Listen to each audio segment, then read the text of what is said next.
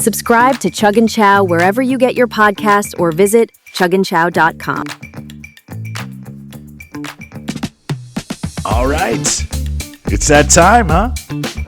Exciting stuff, food adventurers. Welcome to Chug Chow, the podcast based on my book of the same name, Chug Chow, the Tattooed Traveler's 50 favorite dive bars and food joints across America. I'm Todd Newton, and this is the podcast that takes you off the beaten path and straight into the heart of America's most colorful and characterful eateries and hidden culinary gems. We discover those incredible mom and pop places, those diners that are a little quirky, the one-of-a-kind food experience that makes your road trip unforgettable. That's what we do here. These aren't your typical interstate exits or chain restaurant stops.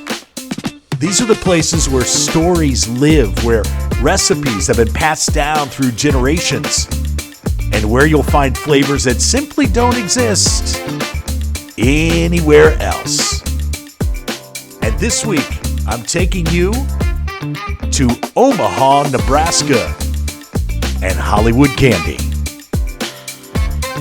Before I had ever visited Hollywood candy, I always thought of Omaha, or Big O as the locals call it.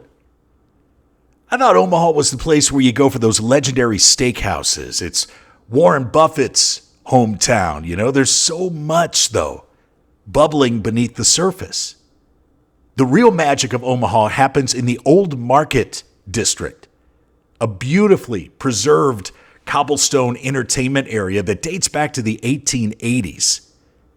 This historic warehouse district was once the bustling commercial heart of the city, where farmers and merchants would gather to trade everything from grain to cattle.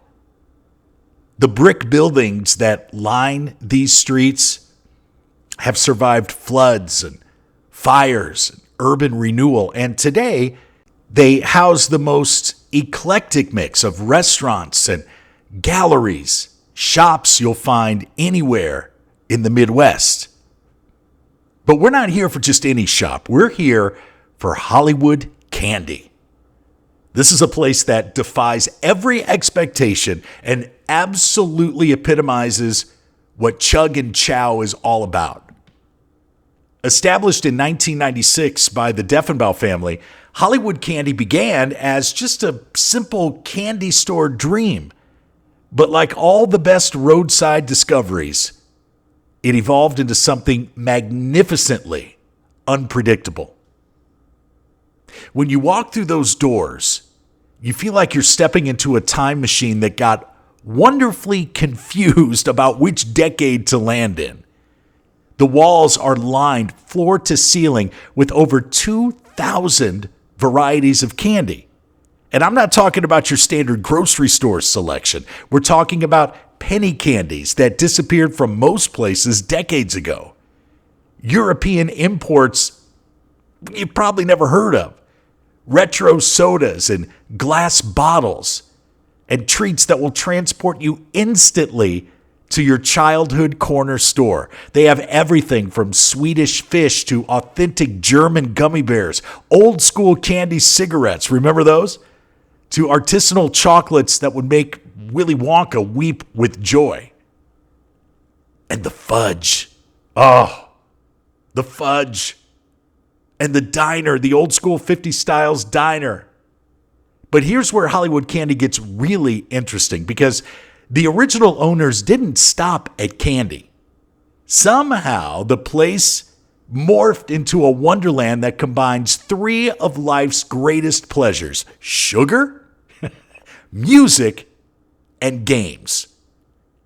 Tucked into the back, you'll discover one of the region's most impressive vinyl record collections, spanning every genre from vintage jazz to contemporary indie rock.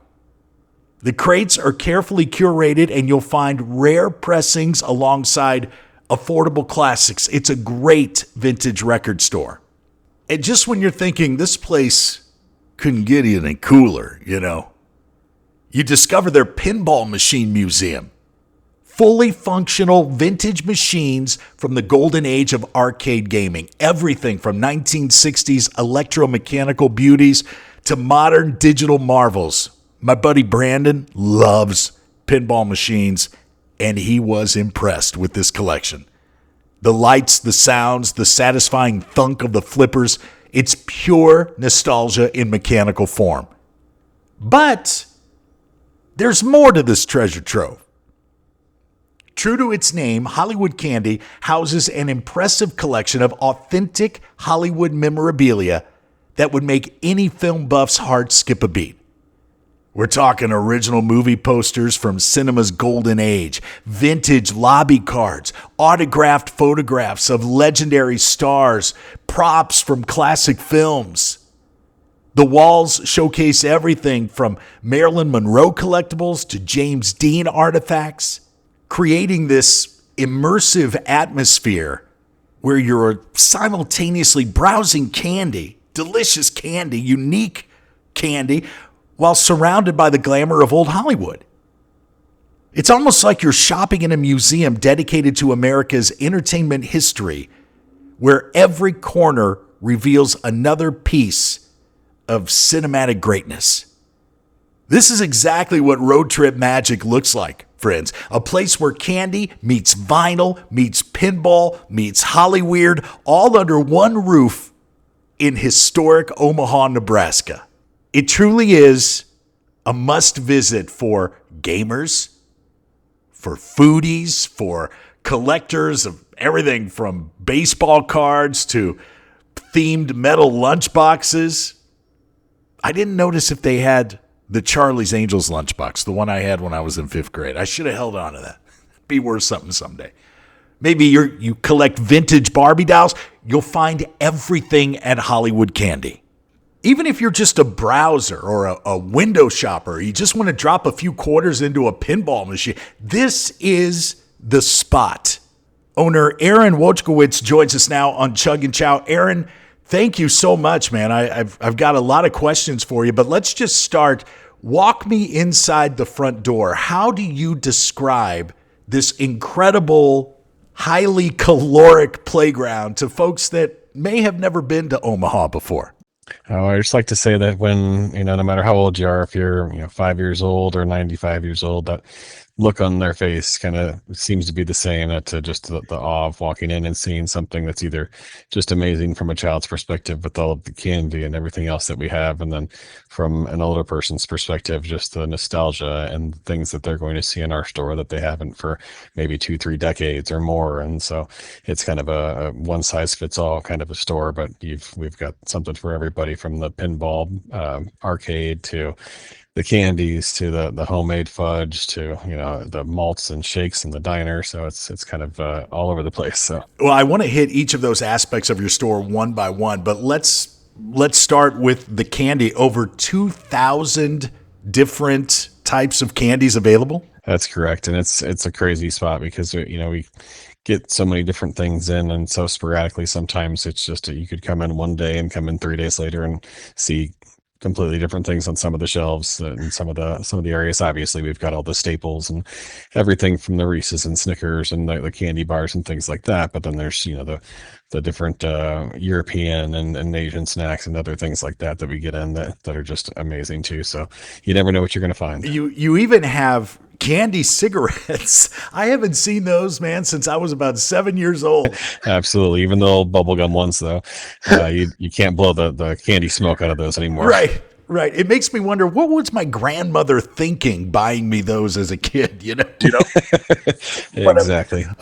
Aaron, what would you say is the rarest or the most unique candy that you sell? It kind of goes in waves, depending on what type of year or what time of year it is and different things like that. Right now, everybody is in love with the gummy things and gushers and pickle packs and pickles just all over the place. And so we've, those are wildly popular. One of the other things right now is the Dubai chocolates. And so we've got, a few different lines of Dubai chocolates and different things that come out with those. And so, I mean, these are, you break them open and there's a ton of filling inside. And it's a whole new little thing, but it's, they're just a candy bar, but, it's TikTok famous. And so everybody wants to try them out. So it's, following up with the trends and things like that is really important for us too. Yeah. And people's tastes vary so drastically too. So you got to have something for everyone there. You have been the owner now for just a handful of years. How did this opportunity come your way? I know that the previous owner had really been the visionary behind the entire Hollywood Candy enterprise. Did you have a relationship with him? Yeah. When I graduated from college back in 2009, my first job was as the accountant for the what was the parent company for Hollywood Candy at the time. Back then, it was just a small, probably 1,500 square foot shop with a large Pez section and then a few other candies and things like that. And so while I was with them handling their accounting business, we moved from that spot into this location at the beginning of 2010, and seeing this spot turn from a empty warehouse that was dilapidated and just kind of an old antique mall into what it's become now has been really amazing. And so I was with him until about 2012. And then moved on and started into my accounting and CPA career and things like that. And the previous owner hadn't hurt his hip and was sitting at one of the picnic tables right inside the door. And so I sat down and was chatting with him while the kids ran around like they usually do. And he was a little downtrodden and wasn't sure what he wanted to do with the business. Some certain things were coming up, and he was looking at maybe walking away. And so that kind of stuck in my head and just kind of, oh man, I can't believe this place would ever close. Sure enough, the next day, the previous owner called me and asked if I'd be interested. And so it was kind of like a yes. Wow. Right place, right time, knowing the right people. All the stars were aligned for you, my friend. And at that moment, you became the only tax guy in the country that found a legal way of writing candy off on your taxes, I think. I think we'd all like to know how to do that. And to the right of the front door inside Hollywood Candy, correct me if I'm wrong, but you have one of, if not the largest jelly bean varieties and jelly bean collections in the country, right? Yeah, we've got a huge jelly bean wall, our jelly belly wall over there. And so we've got all the different colors and flavors and things like that as well. That's another thing that's always fluctuating, and some of their lines are coming and going, so we're always moving up and down with them as well. So so we've got a huge jelly belly collection that kind of fills that whole north wall of the candy store. Yeah, I'm looking at pictures of it right now on your website, hollywoodcandy.com. You can see just about everything that's going on in there here on the website, as well as ours, all the good information. Massive collection of Pez dispensers too, man. That is a huge collection. That's got to be worth some money. Got the movie theater there, like a screening room that people can rent out for parties, up to 45 or 50 people.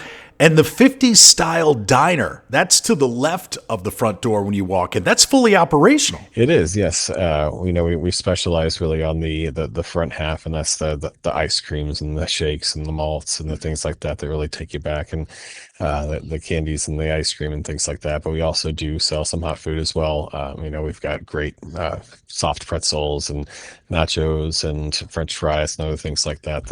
If you're just looking for a snack or a quick bite, that's a great place to do it while you can sit down and let your kids go run off, and you can hang out and have a drink and some food and hang out. And your sister said you all just got your liquor license too, so there are adult beverages to be had while the kids are running up and down the candy aisles, huh?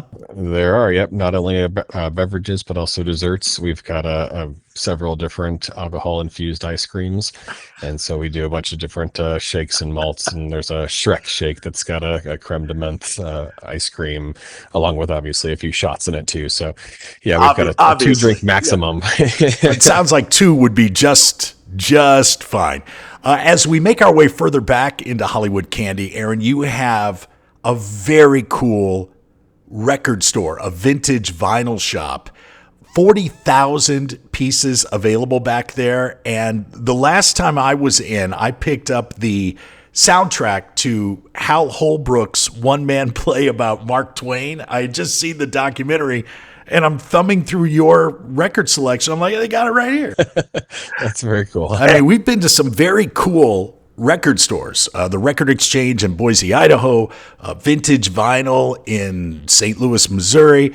But what you all have back there rivals just about any of them. It's a pretty impressive selection. Yeah. You never know what you're going to find. We work with a few vendors and other spots within the Omaha area to make sure that's curated and stocked all the time. We go pick up 7 or 8 or 10 boxes at a time, and it's incredible how popular they really still are. People specifically will come just to see the vinyl and end up buying a few candy bars as well. So it kind of works both ways. That some people come for the candy and notice, oh my gosh, they've got vinyl too, and so it's fun. Oh, it's a good time for sure. Yeah, in the very, very back, probably my favorite part of Hollywood Candy, if I'm being truthful, is your pinball machine museum. It's actually an arcade. You have a lot more than just pinball machines. Tell me about your collection, and is there one piece that you would label as your favorite? Oh yeah, it's crazy. So I mean, we've got everything from, we've got over 60 machines back there as it is, but it spans from everything from, newer arcades like NFL Blitz to all of the 60s and 70s electromechanical pinball machines that are back there as well. That, specifically ones that, Bill Gates has played and Warren Buffett has played when they came through and did their video. But it's, there's just tons of different things back there. My favorite is probably Miss Pac-Man. Going back there and throwing a few quarters into Miss Pac-Man and hanging out for a while. I used to love just walking back in on a Monday though, and a lot of the kids these days, they don't know about the free games that you can get playing pinball, and so I'd just walk around or walk down the row and wait until I saw one that had the little 1 or 2 up there in the free game section and hit those buttons and play a few games in the pinball machines. But yeah, I mean, it's one of those things that doesn't matter how old you are, you hear that ding of those bells and you just want to jump in and try one out. I caught you dropping a couple of good names there. Warren Buffett, Bill Gates, their pictures are up on the walls from when they visited. Any other celebs walk through your doors recently? We've got a huge selection. There are a huge amount of people that have come through. Actually, we just had someone come through today. Teller from Penn and Teller was in there. Oh, yeah. So you'll probably see a picture of him posted up. But just recently had Nate Bargatze, Martin Starr, who was in Silicon Valley and Knocked Up and a few other movies. But he actually started his own candy line. So I saw Ariana Grande was in there. Lady Gaga. Yep. So we've had her, and we actually have a piano that she played in one of her videos. I can't remember. I'd have to take a look at what song it was, but there was a song that she recorded the video in rural Nebraska here.